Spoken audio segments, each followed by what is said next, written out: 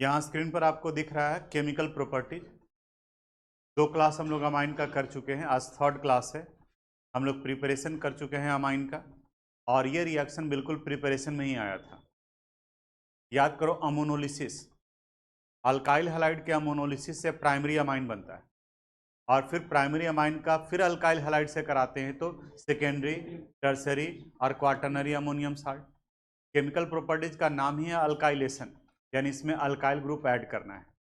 तो alkyl group add करेंगे तो प्राइमरी में ऐड करेंगे तो सेकेंडरी होगा, सेकेंडरी में फिर ऐड होगा तो टर्सरी, और फिर टर्सरी क्वाटरनरी अमोनियम साल्ट में।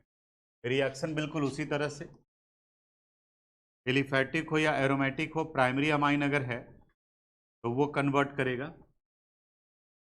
जैसे यहाँ RNH2 है, इनका रिएक्शन करा दिए RX के साथ, फिर एक अल्काइल ग्रुप ऐड होगा। अब क्या बन जाएगा? R2NH। ये था प्राइमरी, अब ये हो गया सेकेंडरी। अभी भी इसके पास में हाइड्रोजन एटम है, फिर RX ऐड करेंगे। यहाँ पर चूंकि एक हाइड्रोजन बाहर निकला है तो आप HX लिख सकते हो, यहाँ पर भी आप HX बाहर करेंगे। यहाँ क्या बन गया? R3N, यानी टर्शियरी अमाइन। अब इसके पास में हाइड्रोजन नहीं है, लेकिन इनके पास लोन पेयर इलेक्ट्रॉन है, तो लोन पेयर इलेक्ट्रॉन है, इस वजह से अब फिर जब RX के साथ में रिएक्शन कराओगे, ये क्वाटरनरी अमोनियम साल्ट का फॉर्मेशन करेगा, यहाँ प्लस और यहाँ माइनस। रिएक्शन रिपीट हो रहा है, पढ़ा हुआ है आपका, कॉपी कर लीजिए।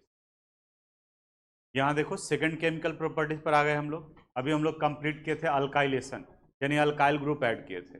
अब यहाँ आ गया एसाइलेशन, यानी एसाइल ग्रुप, यानी CO ग्रुप को ऐड करना है। और यहाँ पर 3 होगा एसाइल ग्रुप। आप या तो एसिड अनहाइड्राइड यूज कीजिए, एसाइल क्लोराइड यूज कीजिए, या ईस्टर कीजिए, तीनों में अमाइड का फॉर्मेशन। एलिफैटिक अमाइन भी रिएक्शन शो करेंगे, एरोमेटिक अमाइन भी करेंगे, प्राइमरी भी करेगा और सेकेंडरी भी करेगा। बोर्ड पर देखना, इसी से मिलता जुलता बिल्कुल सल्फोनाइल क्लोराइड भी है। दोनों को एक साथ में डिस्कस करते हैं पहले। यहाँ जब इनका रिएक्शन कोई भी अमाइन ले लो, मान लिया यहाँ CH3NHH, ये प्राइमरी अमाइन है 1 डिग्री। इनका रिएक्शन एसाइल क्लोराइड के साथ करा दिए, COCH3 के साथ। अगर नेमिंग करना चाहते हैं तो 2 कार्बन एटम है, तो इसका नाम हो जाएगा इथेनॉइल क्लोराइड, इथेनॉइल क्लोराइड। अब रिएक्शन में क्या होता है, यहाँ से इसका H और यहाँ से इसका Cl, ये बाहर निकल जाएगा, बाकी का ये पार्ट जुड़ जाएगा। देखो यहाँ क्या बचा, CH3NH, जोड़ करके भी लिख सकते हो NH, C double bond O CH3, और बाई प्रोडक्ट बताओ क्या बना? HCl। तो कहते हैं कि HCl एसिड है, इसे न्यूट्रलाइज करने के लिए यहाँ पर हम लोग पायरिडीन का इस्तेमाल करते हैं। ये पायरिडीन बेस है, ये बेस उनके साथ रिएक्ट करता है ताकि ये बैकवर्ड डायरेक्शन में शिफ्ट ना करे। रिवर्सिबल रिएक्शन होगा तो ली चटलेस प्रिंसिपल अप्लाई होगा। अगर इसका नेमिंग करना चाहें हम लोग, तो ये पार्ट अमाइड हो गया, और ये मिथाइल कहाँ अटैच है? नाइट्रोजन से, इनका नाम हो जाएगा N मिथाइल। टोटल कितना कार्बन? 2, इथेनामाइड, इथेनामाइड हो गया। इनका रिएक्शन एसाइल क्लोराइड से कराए, किसी दूसरे से कराते हैं, और प्राइमरी की बजाय मान लिया कि इस बार में हम सेकेंडरी ले रहे हैं, और अलग अलग सेकेंडरी ले लें, यहाँ पर AH, और इस बार रिएक्शन करा दिए एसिड अनहाइड्राइड के साथ, CH3 CO O CO और CH3। ध्यान क्या देना है, क्या होता है, अमाइन का हाइड्रोजन बाहर निकलता है तो इसका भी ये हाइड्रोजन बाहर निकलेगा, और यहाँ से कार्बोनिल ग्रुप के पास से ब्रेक करता है बॉन्ड, तो यहाँ से ये कार्बोनिल ग्रुप से ब्रेक करेगा, ये कार्बोनिल ग्रुप वाला पार्ट यहाँ जुड़ जाएगा, यानी ये अमाइड में। देखो तो यहाँ क्या लिख सकते हैं हम लोग, CH3N, नीचे में C2H5, C double bond O और CH3। ठीक है, अगर बाई प्रोडक्ट आपको लिखना है तो यहाँ से H बाहर निकल रहा है और यहाँ से ये पार्ट, देखो तो CH3COO और ये H, यानी एसिटिक एसिड का फॉर्मेशन कर लिया, CH3C OH। नेमिंग के बारे में बात करते हैं। यहाँ पर इथाइल भी है और मिथाइल भी है। मिथाइल भी N पर लगा है और इथाइल भी, तो अमाइन के जैसा ही इसके बारे में सोचो। पहले इथाइल का नाम होगा N इथाइल, N मिथाइल। अब टोटल कार्बन एटम देखो, इथेनामाइड, इथेनामाइड। ये तो हम लोग अभी लिए एलिफैटिक अमाइन था, एरोमेटिक भी करेगा, प्राइमरी और सेकेंडरी। अब यहीं से आइडिया लग गया होगा आपको कि टर्शियरी क्यों नहीं रिएक्शन में इन्वॉल्व होगा, क्योंकि टर्शियरी के पास में हाइड्रोजन नहीं होता है, RNRR यही टर्शियरी है। तो यहाँ रिएक्शन में तो इसका हाइड्रोजन बाहर निकल रहा है, तो टर्शियरी अमाइन के पास में हाइड्रोजन नहीं है, इसलिए वो रिएक्शन में इन्वॉल्व नहीं होता है, सिर्फ प्राइमरी और सेकेंडरी ही होगा। यहाँ रिएक्शन करा दिए एसाइल हाइलाइट के साथ, यहाँ रिएक्शन करा दिए एसिड अनहाइड्राइड के साथ।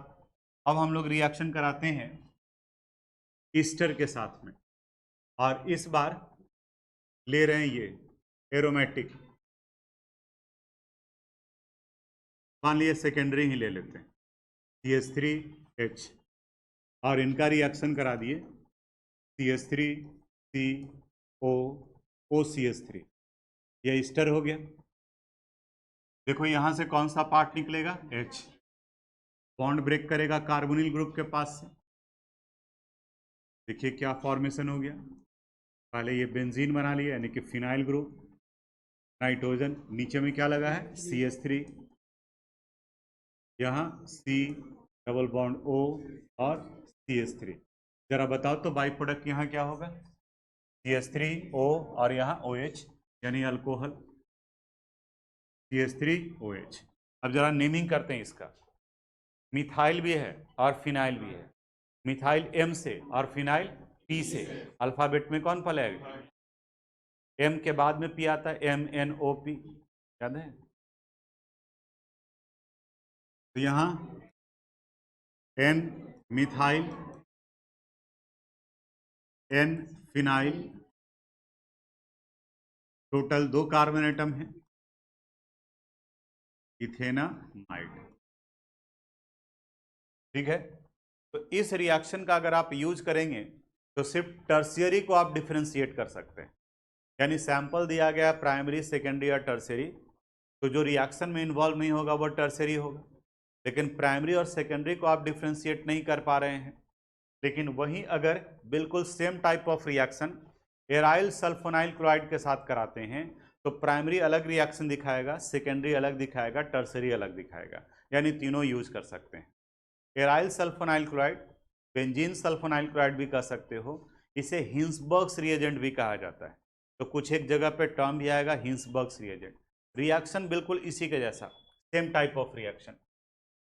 यहां देखना CH3NH, इनका रिएक्शन करा दिए बेंजीन सल्फोनाइल क्लोराइड के साथ, C डबल बॉन्ड O और यहाँ बेंजीन, इसे हिंसबर्ग्स रिएजेंट भी कहेंगे, उसी के जैसा। यहां से बताओ क्या निकलेगा, H, और यहां से Cl। अब इनको जोड़ देते हैं, CH3N, NH भी जोड़ सकते हैं, यहां भी H रख सकते हैं, S double bond O double bond O, यहाँ बेंजीन रिंग। बाई प्रोडक्ट अगर लिखना है तो क्या लिख सकते हैं, HCl। इस रिएजेंट को हिंसबर्ग्स रिएजेंट या बेंजीन सल्फोनाइल क्लोराइड कहते हैं, हिंसबर्ग्स रिएजेंट, बर्ग्स रिएजेंट। इनका अगर नेमिंग करना चाहें, ये मिथाइल किससे लगा है, नाइट्रोजन से, ये हो जाएगा N methyl benzene sulfonamide, sulfonamide, benzene sulfonamide, methyl N methyl, बाकी का ये पार्ट बेंजीन सल्फोनामाइड। दूसरा रिएक्शन करते हैं हम लोग, CH3N C2H5 और यहाँ H, इनका भी इन्हीं से रिएक्शन कराना है। Double bond O, double bond O, और यहाँ बेंजीन रिंग, बेंजीन सल्फोनामाइड का फॉर्मेशन होगा। यहाँ से बताओ क्या निकलेगा, H, और यहाँ से Cl। देखो तो प्रोडक्ट क्या आ जाएगा, CH3N C2H5 double bond O, double bond O, और यहाँ बेंजीन रिंग। इसके नेमिंग के बारे में, N ethyl, N methyl benzene sulfonamide. अब देखो, अगर प्रोसेस पता है नेमिंग का तो आपके लिए आसान है, नहीं तो ऐसे नाम कितना बड़ा हो गया इसका, ठीक है। लेकिन तरीका पता है कि कैसे नेमिंग किया जाएगा तो वो होगा। अब और काम का बात, यहां पर ये बताता है इस जगह पर ये जो हाइड्रोजन एटम लगा हुआ है ये एसिडिक नेचर का है, और इस हाइड्रोजन की वजह से जहां एसिडिक हाइड्रोजन अवेलेबल होगा वो सॉल्युबल होगा अल्कली में। It is soluble in alkali. Alkali यानी कि बेस, ये बेस में सॉल्युबल होगा। बताओ तो इसके पास में एसिडिक हाइड्रोजन है, इसका मतलब ये इनसॉल्युबल होगा, ये अल्कली में डिसॉल्व नहीं होगा। वहीं अगर रिएक्शन आप टर्सरी अमाइन का करा देते हैं, सपोज ये है CH3N CH3 और CH3, बताओ ये रिएक्शन करेगा, नहीं करेगा। क्यों नहीं करेगा, क्योंकि इसके पास में हाइड्रोजन नहीं है। देखो तीनों अलग अलग किया कि नहीं किया। तो हिंसबर्ग्स रिएजेंट से आप प्राइमरी, सेकेंडरी और टर्सरी अमाइन को डिफ्रेंशिएट कर सकते हैं। प्राइमरी अमाइन ये सल्फोनामाइड बनाता है which is soluble in alkali. Secondary amine में ये भी सल्फोनामाइड बनाएगा but it is insoluble in alkali.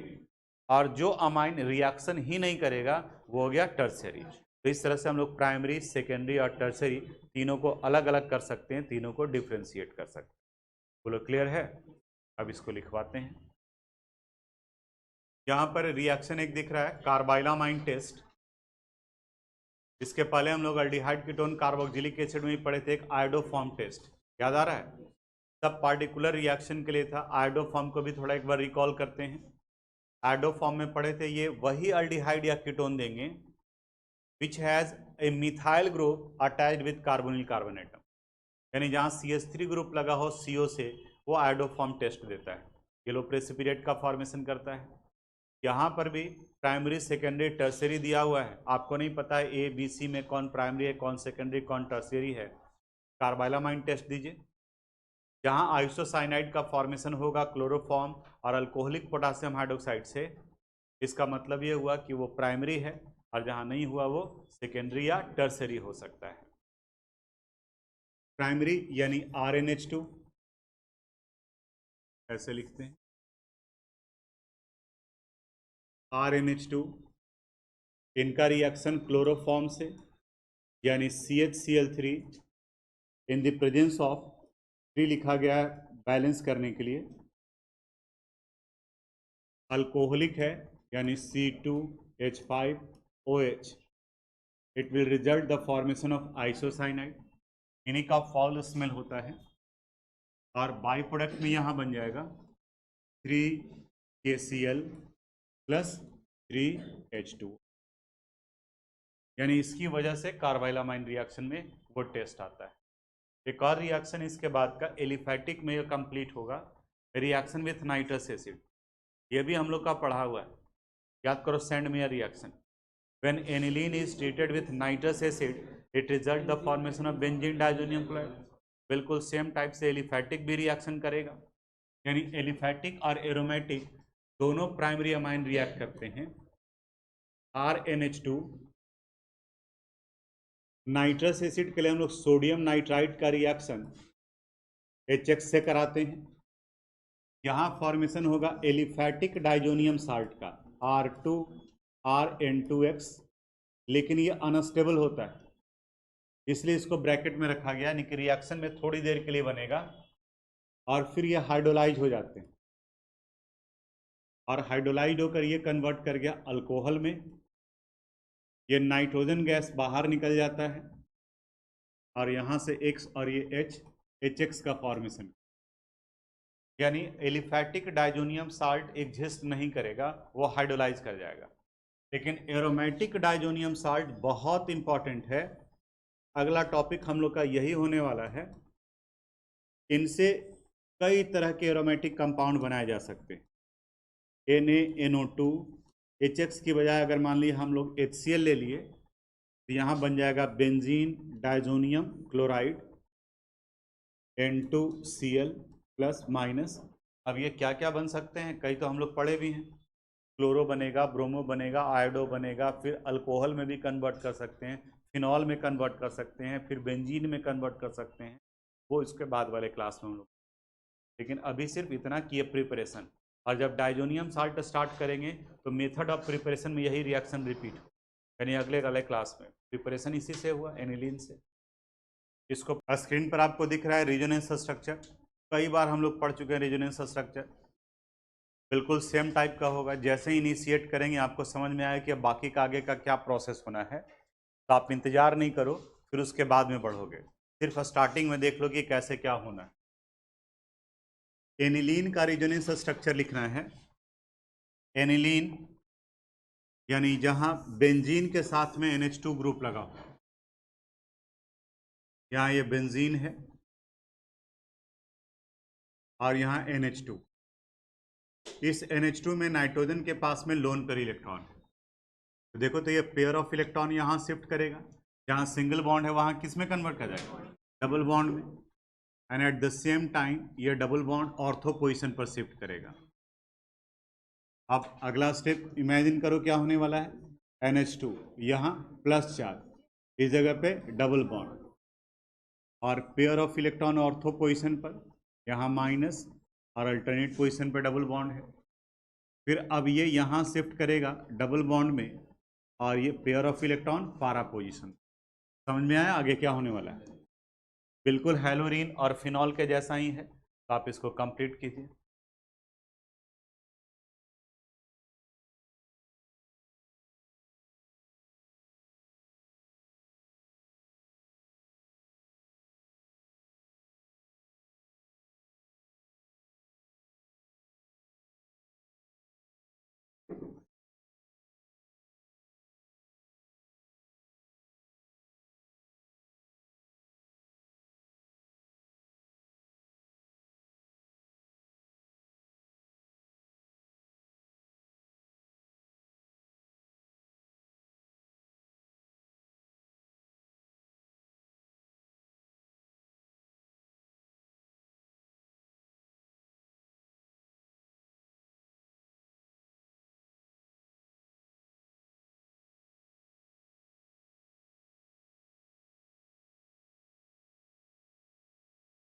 चलो यहाँ देखो, ये स्क्रीन पर आपको रेजोनेंस स्ट्रक्चर दिख रहा है। तो रेजोनेंस स्ट्रक्चर में इलेक्ट्रॉन डेंसिटी डेवलप किया है ऑर्थो, पारा और ऑर्थो, यानी कि इन्हीं जगह पर इलेक्ट्रॉन अवेलेबल है, तो जब इलेक्ट्रोफाइल पहुंचेगा तो यहाँ जुड़ेगा। बाकी सब जगह पर रिएक्शन में क्या देखते थे कि या तो ऑर्थो पर जुड़ेगा या पारा पर जुड़ेगा, और मेजर प्रोडक्ट क्या हो जाता है, पारा। लेकिन NH2 ग्रुप का रिएक्टिविटी ज़्यादा है, और इस रिएक्टिविटी की वजह से तीनों पोजीशन पर रिएक्ट कर जाएगा, तीनों पोजीशन पर जुड़ेगा। यानी कि अगर एनिलीन का NH2 का रिएक्शन ब्रोमीन वाटर से कराते हो, Br2 से एक्वस सॉल्यूशन ऑफ ब्रोमीन, ये वाइट प्रेसिपिटेट ऑफ 2,4,6 ट्राइब्रोमोनिन का फॉर्मेशन हुआ। यहाँ भी Br और ये Br, ये वाइट प्रेसिपिटेट होता है, नॉर्मल कराएंगे तब। लेकिन अगर आप चाहते हैं कि नहीं हमारा सिर्फ मेजर प्रोडक्ट जो बनता है पारा वही बने, तो इस NH2 के रिएक्टिविटी को कम करना होगा। यहाँ 2 छूटा हुआ था, NH2 के रिएक्टिविटी को कम करना होगा। तो इसके रिएक्टिविटी को कम करने के लिए ब्रोमिनेशन कराने के पहले इनको हम लोग एसिड अनहाइड्राइड से रिएक्ट कराते हैं। सेकेंड केमिकल प्रॉपर्टी आज जो पढ़े हम लोग वही आ गया, CH3, ये अमाइड में कन्वर्ट कर जाएगा, यानी अब यहाँ आ जाएगा NHCO CH3। अब इनका जब ब्रोमीन वाटर से रिएक्शन कराएंगे, ब्रोमिनेशन कराएंगे, तो सिंगल प्रोडक्ट बनेगा। यानी यहां पर NHCOCH3 है और यहां आ गया Br। लेकिन एक अभी गड़बड़ है, यहाँ NHCOCH3 है और हम स्टार्ट किए हैं एनिलीन से, तो हमारा भी मतलब है कि अभी भी NH2 हो। तो अमाइड से प्रिपरेशन याद करो, इनका हाइड्रोलिसिस कराएंगे, एसिडिक भी करा सकते हो और अल्कलाइन भी। आप चाहें तो H3O+ भी लिख सकते हैं, H2O। अब ये NHCOCH3 कन्वर्ट कर जाएगा NH2 में, यानी एनिलीन में, NH2 और यहाँ आ गया Br। बिल्कुल इसी तरह से रिएक्शन करता है नाइट्रेशन में भी। नाइट्रेशन में बिल्कुल ऐसे ही होगा। एनिलीन का नाइट्रेशन याद करो, हेलोरीन से ही शुरू करो। वहां पे नाइट्रिक एसिड के साथ रिएक्शन कराते हैं HNO3 के साथ in the presence of concentrated sulphuric acid H2SO4। तो ऑर्थो और पारा डेरिवेटिव बना था, यहाँ पर भी ये NH2 ऑर्थो पोजीशन पर NO2 चला गया, दूसरा पारा पोजीशन पर भी आएगा, यहाँ NH2 और इस जगह पर NO2। और एक और ख़ास बात यहाँ पर आता है कि ऑर्थो और पारा के साथ साथ इस जगह पर मेटा डेरिवेटिव का भी फॉर्मेशन होता है और थोड़ा नहीं बनता है। अगर इनके परसेंटेज को देखें तो ये 2% है, यानी बहुत कम अमाउंट में। ये 51% है और ये 47% है। अब ये मेटा क्यों बना, ये इंपॉर्टेंट क्वेश्चन हो गया कि सर अभी तो हम लोग रेजोनेंस स्ट्रक्चर बनाए हैं, तो इलेक्ट्रॉन सिर्फ दिखा है ऑर्थो और पारा पर, मेटा पे कैसे आ गया। अब ये कहता है कि नाइट्रिक एसिड और सल्फ्यूरिक एसिड जो आप ले रहे हैं वो एसिड है और ये NH2 ग्रुप बेसिक नेचर का है। तो एसिड और बेस रिएक्ट कर किसका फॉर्मेशन करते हैं, साल्ट का। तो यहाँ पर नाइट्रेशन के पहले इसमें से कुछ एनिलीन एनिलीनियम आयन में कन्वर्ट कर जाता है NH3+ में। अब देखो यहाँ पर पॉजिटिव चार्ज, इसका मतलब नाइट्रोजन के पास में इलेक्ट्रॉन का डिफिशियंसी हो गया। याद करो बेंजोइक एसिड और बेंजल्डिहाइड, तो जब अटैच्ड एटम या ग्रुप के पास इलेक्ट्रॉन का रिक्वायरमेंट है तो बेंजीन का डबल बॉन्ड उसकी तरफ शिफ्ट करता है। तो ऑर्थो और पारा पोजीशन पर पॉजिटिव चार्ज, तो जो इलेक्ट्रोफाइल जुड़ेगा वो सिर्फ कहाँ जुड़ेगा, मेटा पर। तो इसका आंसर ये होगा कि ये मेटा डेरिवेटिव का फॉर्मेशन भी इसलिए करते हैं क्योंकि कुछ एक एनिलीन कन्वर्ट कर जाता है एनिलीनियम आयन में, and anilinium ion is Meta directing in nature. अगर उसी तरीके से आप चाहते हैं कि नहीं हमारा सिर्फ एक ही प्रोडक्ट बने, तो एक ही प्रोडक्ट बने तो इसको आप यूज कर लो, कंज्यूम कर लो, किसी दूसरे में कन्वर्ट कर लो, जैसे अभी ब्रोमिनेशन में कराए थे। तो इस NH2 यानी एनिलीन का एसिड अनहाइड्राइड से रिएक्शन कराएंगे, CH3CO होल ट्वाइस O। अब ये कन्वर्ट कर जाएगा कॉरस्पॉन्डिंग अमाइड में, यानी NHCOCH3। अब इनका आप नाइट्रेशन कराओ, nitric acid in the presence of sulphuric acid H2SO4।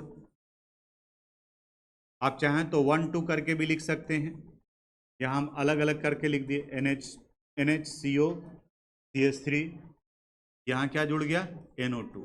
आप बताओ इसको NH2 में कन्वर्ट करना है, क्या करेंगे, हाइड्रोलिसिस, H+ और OH-,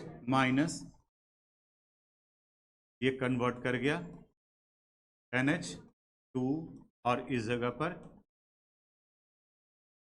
ठीक है। तो ब्रोमिनेशन हुआ और ये नाइट्रेशन। इक्वेशन नोट कर लीजिए आप। ये इसके केमिकल प्रॉपर्टीज का लास्ट प्रॉपर्टीज है सल्फोनेशन, यानी कंसंट्रेटेड सल्फ्यूरिक एसिड से रिएक्ट कराते हैं। रिएक्शन देखना है यहाँ, NH2 इनका रिएक्शन जब सल्फ्यूरिक एसिड से कराते हैं H2SO4 से, तो ये बेस है और ये एसिड है, तो पहले यही इंटरैक्ट कर जाता है और ये साल्ट का फॉर्मेशन करता है, एनिलीनियम हाइड्रोजन सल्फेट NH3HSO4, यहाँ प्लस और यहाँ माइनस।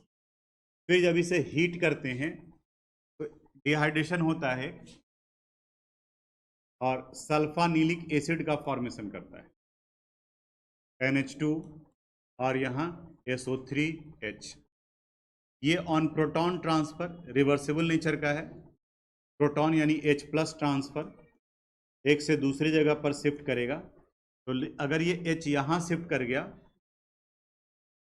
यहाँ ये आ जाएगा NH3, इनके ऊपर में प्लस चार्ज, और यहाँ ये बचा SO3-। अब एक ही स्पेसिस पर अगर पॉजिटिव और निगेटिव दोनों चार्ज पार्ट हैं, कटायनिक भी और अनायनिक भी, तो वैसे आयन को हम लोग ज्विटर आयन कहते हैं। यहाँ ये ज्विटर आयन बना। तो ज्विटर आयन बायोमॉलिक्यूल्स में भी था, अमीनो एसिड याद करो, वहाँ पर भी निगेटिव और पॉजिटिव दोनों पार्ट था। इसी के साथ में एक और पॉइंट है, वो भी नोट में है लिखा हुआ, उसको कॉपी करोगे इसके बाद। पहला पार्ट तो ये हुआ कि ज्विटर आयन कहते किसे हैं, पढ़ा हुआ है आपका। जिस तरह से benzoic acid Friedel craft reaction show नहीं करता है, उसी तरह से एनिलीन भी नहीं शो करता है। रीजन ये कि एनिलीन का NH2 बेसिक नेचर का है, लिविस बेस है, और AlCl3 लिविस एसिड है। तो ये दोनों आपस में इंटरैक्ट कर जाते हैं, और जब कैटलिस्ट ही इंटरैक्ट कर गया तो बाकी का रिएक्शन नहीं होगा। तो ये भी फ्रीडल क्राफ्ट रिएक्शन शो नहीं करता है। तो रीजन पूछता है कि बाकी सब में आते हैं अल्काइलेशन, एसाइलेशन रिएक्शन, लेकिन ये फ्रीडल क्राफ्ट रिएक्शन शो नहीं करता है। तो इसका ये रीजन, तो पहले इसको नोट करो, फिर नोट में कर लेना। अब इसके बाद हम लोग को डायजोनियम साल्ट पढ़ना है, तो अगले क्लास में उसको डिस्कस। यहाँ लिखिए। Thanks for watching this video. अगर आपको कोई प्रॉब्लम है, अगर किस तरह का समझने में कोई दिक्कत है, तो आप मुझे मैसेज कर सकते हैं। हम अपनी तरफ से पूरी कोशिश करेंगे उसे रिप्लाई करने के लिए। अगर आपको ये वीडियो पसंद आया हो तो प्लीज़ इसे लाइक करें, सब्सक्राइब करें एंड शेयर करें। Thank you very much.